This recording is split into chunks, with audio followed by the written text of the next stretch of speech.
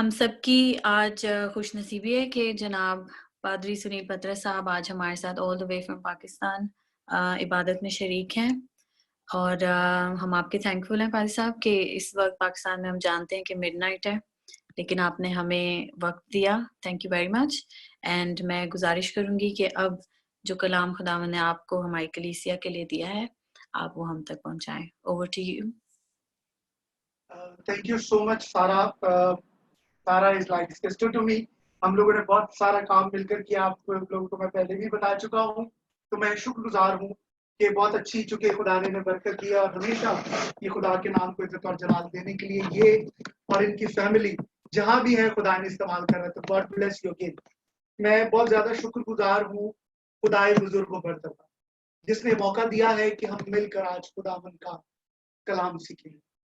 साथ ही साथ मैं शुक्रगुजार हूँ भट्टी साहब का और सैमीजार साहब का, दीगर दोस्तों का, आपकी कलीसिया के तमाम मुंतजमीन का। I am thankful to all the organisers of your church के आपने मुझे इनवाइट किया है कि हम ऑल्दो फिजिकली शायद इस तरह नहीं मिल सकते, लेकिन through technology still we can worship together our Lord Jesus Christ, और हम खुदावन के कलाम को मिलकर सीख सकते हैं।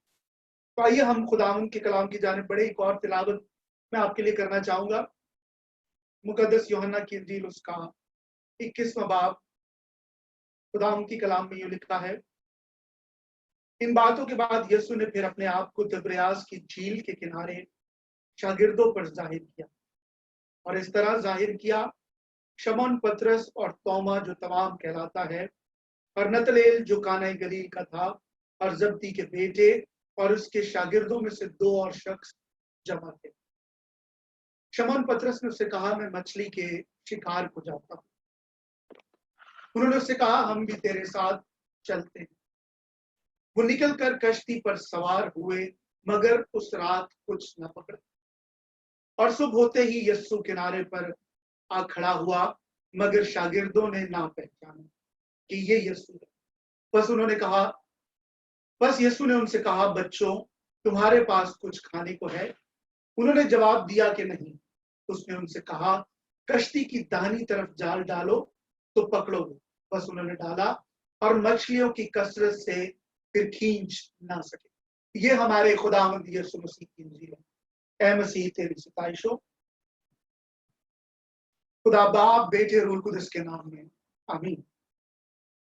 जिंदगी की मुख्तलिफ हकीकतें हैं। There are different truths in life, और ऐसे बहुत सारे हकाइक हैं जिनको हम लाइफ में डिनाई नहीं कर सकते। और जिंदगी का एक बहुत बड़ा ट्रूथ और परमानेंट रियलिटी जो लाइफ की है कि there is always pain and pleasure in life, and many a times pain and pleasure goes together. लेकिन मैं और आप बहैसियत इंसान जब मसाइल का शिकार होते हैं, और वो चाहे इंफरादी तौर पर हो, मजमूई एतबार से हमें मसाइल का सामना करना पड़े। इस वक्त एक लिहाज से पूरी दुनिया इस पेंडेमिक को फेस कर रही है। कोरोना वायरस हमारे इर्द गिर्द है, और जहां आप लोग इस वक्त मौजूद हैं यूके में, although throughout the world, but primarily there are few countries like UK, life is now they're very uncertain. Although like in general life is not certain, जिंदगी का कुछ हमें भरोसा नहीं। लेकिन इस पेंडेमिक की वजह से अब दुनिया लॉकडाउन हो गई, चीजें रुक गई हैं, वी आर इन क्वारंटाइन, सब कुछ साकित हो गया है। एक लिहाज से चीजें स्टिल हो गई। लेकिन जो पहला सवाल ऐसे हालात में एक आम इंसान के जहन में आता है, वो ये है कि what is wrong with the world. May be मैं और आप भी सोच रहे हो कि what is wrong with the world, what is happening around अस। ये हुआ क्या है? ये जो बर्थ ऑफ ट्रेजेडी है, ये जो अलमिये की पैदाइश है, दुनिया का यूं रुक जाना। बहुत सारे लोग इस वक्त दुनिया में जो मौजूद हैं उन्होंने इससे पहले इस तरह के हालात का तजर्बा नहीं किया। Question is what is wrong with the world. लेकिन जिस पहली बात को आज हम मिलकर सीखें, what is wrong with the world, अगर आप मुझे कहने की इजाजत दें, आई am wrong. What is wrong with the world, and answer is I am wrong. America के एक बहुत बड़े अखबार में, न्यूयॉर्क टाइम्स में एक आर्टिकल लिखा गया और एडिटर ने जो सवाल उठाया वो ये था कि what is wrong with the world, और शॉर्टेस्ट आंसर जिसका रिप्लाई किया गया वो ये था कि आई एम रॉन्ग।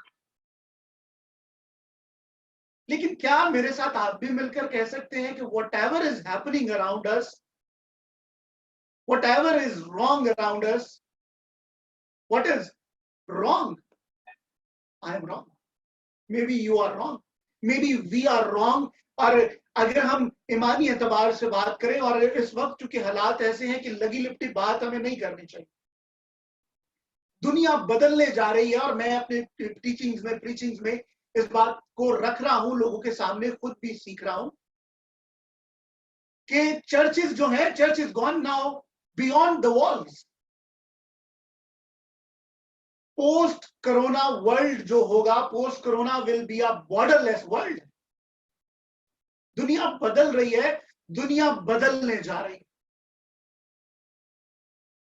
लेकिन सवाल यह है कि खुदा के लोग इस वक्त कहां। दूसरी चैलेंजिंग बात जिसे आज शाम में और आप अपने लिए लें, हमने जो खुदावंद के कलाम में से तिलावतें की हैं, हमारा जो प्राइमरी टेक्स्ट होगा साम 147, उसकी 11 वर्स को मैं आपके लिए दोबारा पढ़ता हूं। खुदावंद उनसे खुश है जो उससे डरते हैं, और उनसे जो उसकी शफकत के उम्मीदवार हैं। And I'll read it in English as well. The Lord delights in those who fear him, who put their hope in his unfailing love.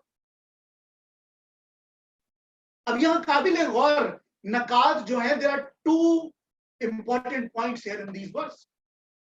In that words, मुझे और आपको अपनी जिंदगी में देखना है कि जो कुछ हमारे इर्द गिर्द हो रहा है, उस सब से मैं और आप रिएक्ट क्या कर रहे हैं।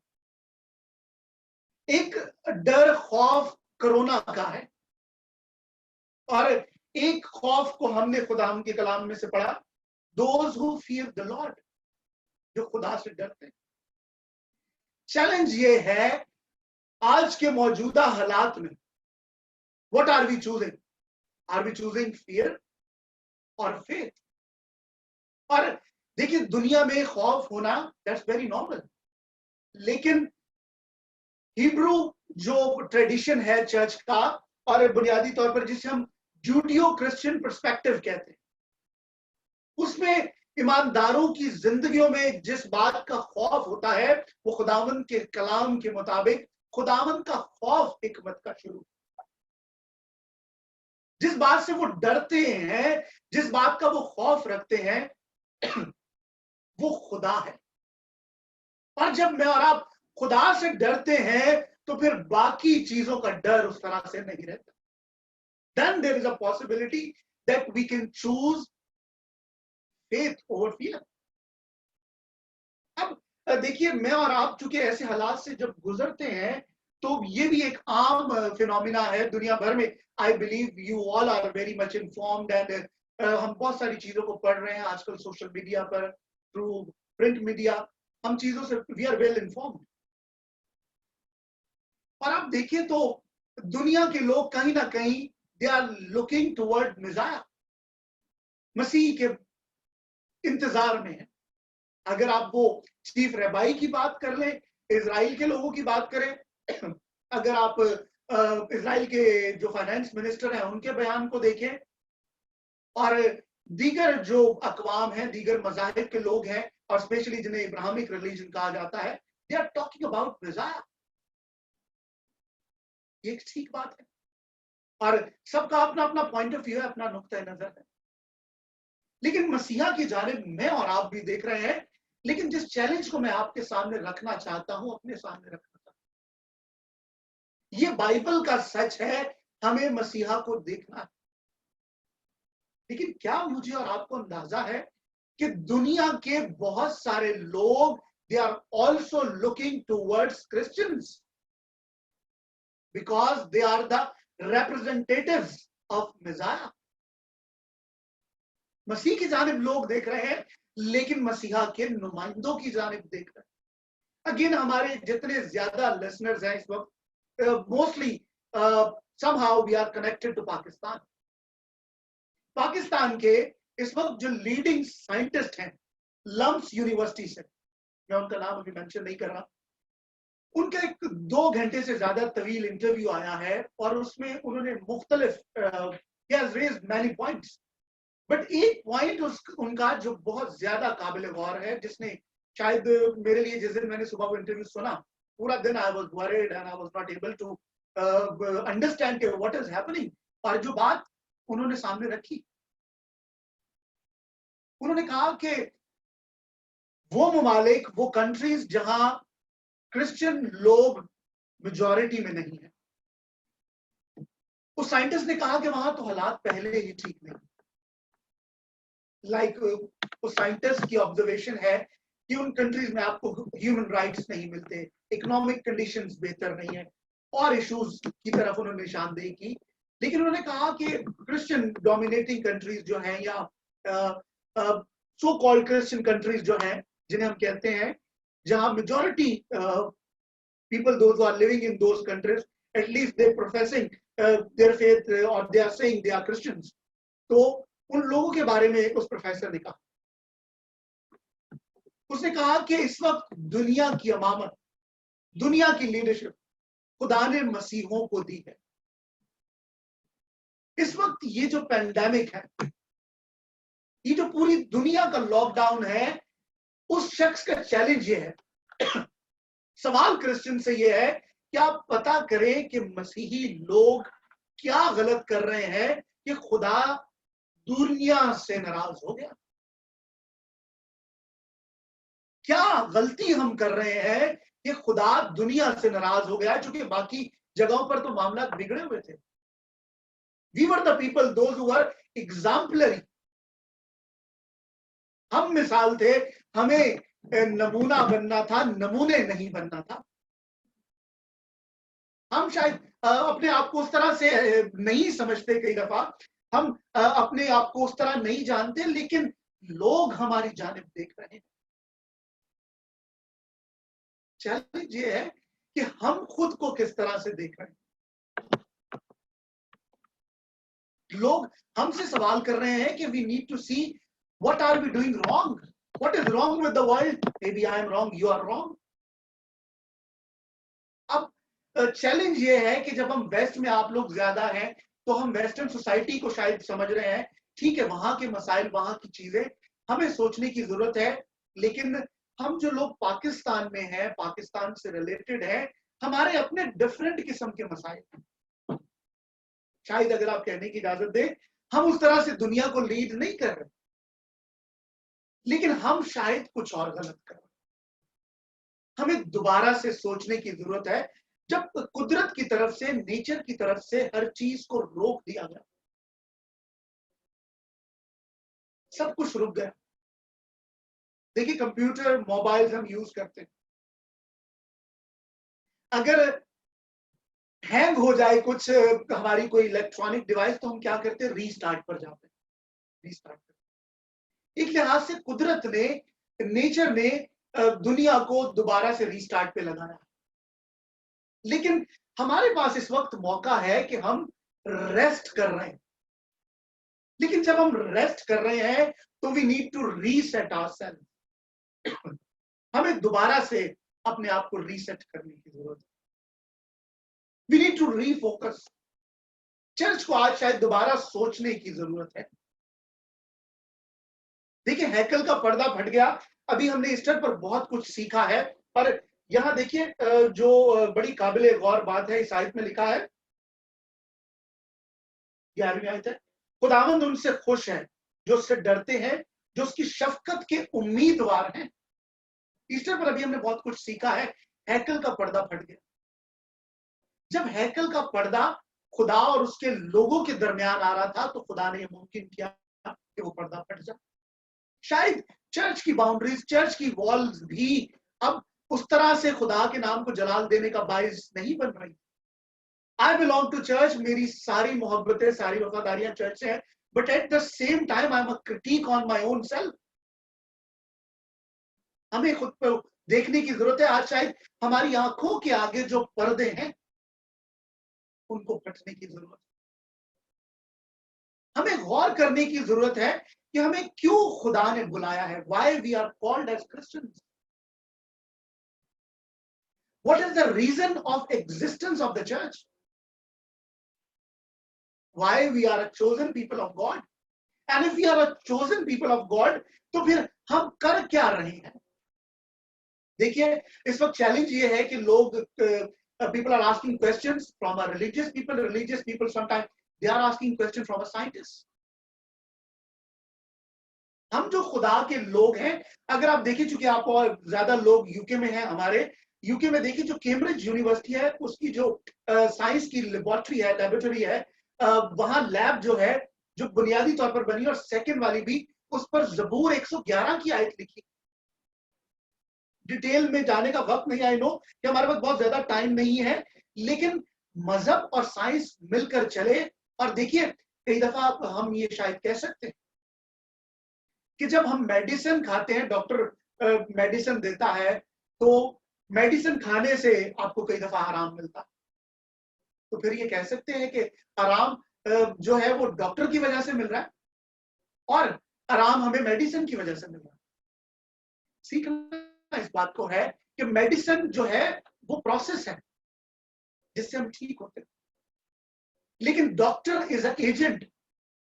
थियोलॉजी और चर्च के लोग खुदा के नुमाइंदे, दे आर एजेंट्स। साइंटिस्ट लोग हैं जो काम करते हैं, लेकिन ये दोनों रियलिटीज एक साथ चलती। लेकिन मैं और आप जब इस पेंडेमिक में मौजूद हैं, जिंदगी में एक बहुत बड़ा ऐसा खतरनाक वक्त हमारी जिंदगियों में है, तो हमारी रिएक्शंस क्या है, एक्शंस क्या है। अब अगेन एक और बहुत बड़ा नाम, अगेन वेस्टर्न सोसाइटी से, कार्ल मार्क्स। कार्ल मार्क्स जो कम्युनिज्म पर, कार्ल मार्क्स की बड़ी मशहूर किताब है दस कैपिटल। कम्युनिज्म की फिलॉसफी को उन्होंने बहुत ज्यादा डेवलप किया। गो के हेगल ने इस फिलॉसफी को बुनियादी तौर पर लिखा, बाद में कार्ल मार्क्स ने दस कैपिटल बुक लिखी, और फिर प्रैक्टिकली रशिया में इसे पहली तौर पर अमली जामा लेनिन ने पहुंचाया। और उसके बाद फिर दीगर लोगों का नाम लिया जा सकता है, जोसेफ स्टालिन है, जिन्होंने बाद में कम्युनिज्म की फिलॉसफी को एक अजीब तरीके से यूज किया। लेकिन कार्ल मार्क्स ने अपनी बायोग्राफी में लिखा, वो कहता है कि जितनी मुसीबतें, जितने मसाइल अय्यूब नबी की जिंदगी में आए, वो कहता है कि उतने ही मसाइल मेरी जिंदगी में भी आए। और जो लोग पढ़ते हैं उन्हें अंदाजा होगा, कार्ल मार्क्स की जिंदगी बड़ी मुश्किल। उसके बच्चे मर गए, उसके पास खाने के लिए कुछ नहीं था, दीगर गुनागुफ्ता बेहालात, he had spent a terrible life। लेकिन जब वो मुश्किल हालात से गुजरा, तो उसने कम्युनिज्म की फिलॉसफी को उस दर्जे पर पहुंचाया कि गॉडलेस सोसाइटी क्रिएट करवा दी। चैलेंज मेरे और आपके लिए है कि मसाइल, प्रॉब्लम्स, पेंडेमिक से खुदा के लोग और जो खुदा की तरफ तवज्जो नहीं लगाते, सब गुजरेंगे। लेकिन अय्यूब की जिंदगी में मसाइल थे, प्रॉब्लम्स थे, लेकिन उसने जो होप दिया, बड़े लोगों का हम नाम ले सकते हैं जिन्होंने अय्यूब नबी की जिंदगी से बहुत कुछ सीखा।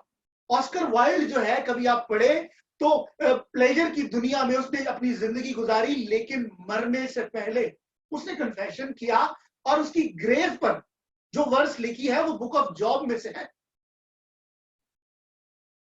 मैं और आप भी मुश्किल हालात से गुजरा। देखिए, जिंदगी फिर से मुस्कुराएगी, दोबारा से हम क्वारंटाइन से बाहर आएंगे, लेकिन किस तरह से आएंगे, ये होप कैसा होगा। और देखिए, यहां लिखा है 11वीं आयत में, उनसे जो उसकी शफकत के उम्मीदवार है, दोज हू आर होपफुल। ये हमारी उम्मीद कैसी? देखिए, क्रिश्चियन रिलीजन की जो नोवेलिटी है, हमने कलमों पर इस बात को सीखा है कि जो छठा कलमा है, मसीह यीशु ने कहा इट इज फिनिश। दुनिया के मज़ाहिब ये कहते हैं do this do this do this, but Christianity is a religion where everything has been already done, it is finish, तमाम हो गया। लेकिन मसीह यीशु ने जो तमाम कर दिया है, उर्दू में इसके लिए एक जुमला है, मुझे और आपको उसे आम करना है। We need to spread this word of God, this good news. But again, now the question is, what is good about this good news? ये good news है क्या? जिंदगी में जो सबसे बड़ा दुख है, वो मौत का दुख है।